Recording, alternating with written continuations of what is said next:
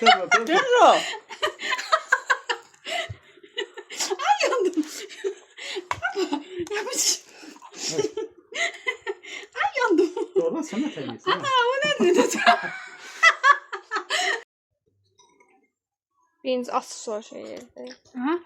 Açı soy yumurta var orada. Yumurtayla açanda daha yaxşı olur. Görək, bismillah. Kanka ben ne yiyeyim? Biləcəm yoxsa yox. Çok çattıramış sana tendire. Hı. Aa, tendire çattıramış. Görün de.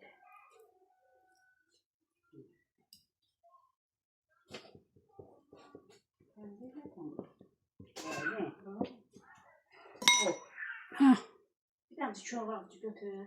gəl ama. Den sen gel. Ha özde ha buradan da. Ha, yaxşı. Bismillah. Şöyle tut. Açtı. Bismillah. Hoş. Ne tər çörsən? Heç de şöyle değil. Çörməyim, elə bunun. Nasıl diyeyim yiyeyim de gömsün. Nuray, get oradan aç o tərəfdən. Elə baş. Cəhənnəm istisidir. Oo. Ne da. İlk bəyim. Yamıq yumuq, əyri-üyrü. Hayır, heç nə olmaz. Heç kim anasına qarnında öyrənməyikdi, yavaş-yavaş öyrəndik. Gəl, beni də eləyirəm. Saxla. Yapıştı da. Ama. İşten sonra olan yola koydun.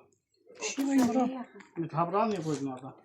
Hatta şunda çevirdi, bizim azalsın. Ben Götürme. şundan da götürüm, abla koyarsın. Kaşın.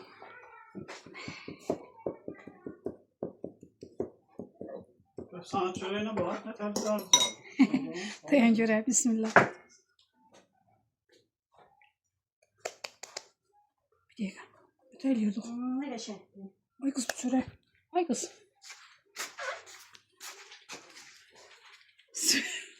Bismillah. Ay. Ha vur. Ha, bu. Vur. Yapışdı elime. Görür. Ay yandım. Yapış. Ay yandım. Doğru sana terbiyesi. O ne dedi? Ay bala el eləyirlər ki o ya bu. El eləyirlər ki elə bir şey. İşte yoktu. Hə. Təndirdə. Nətər salırsan əli ora? Baba. Lavaş boyda əppək. Birini görəm. Bax görsən sən deyirdin xamır bəkdir. Nətər boşdur. Bak neler görsen şeyler, hiç ne demiş, hiç ne olmuş. Şu yaymayacağım bu görüb acıqlı olsun. Bir tanesini de çorba da edersin. İyi de çora da eğlenmesin. Hayır küçüğünde.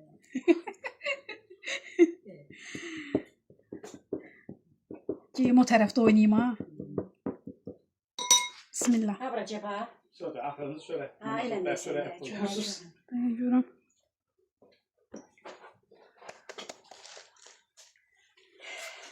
Nereye yapacağım? Tatava bak. Ha bura. Bismillah. Aha. Aha. Öyle Aha. işte. Aha. Gördün. Oldu. Gördün. Üçüncü. Hadi birini de diyeceğim. Şöyle yavaş yavaş alınır. Güzel saklama var.